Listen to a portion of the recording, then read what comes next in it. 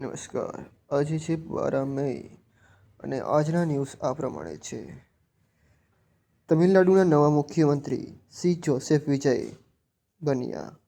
એના પક્ષનું નામ છે તમિલગા વેઝી કસગમ TVK.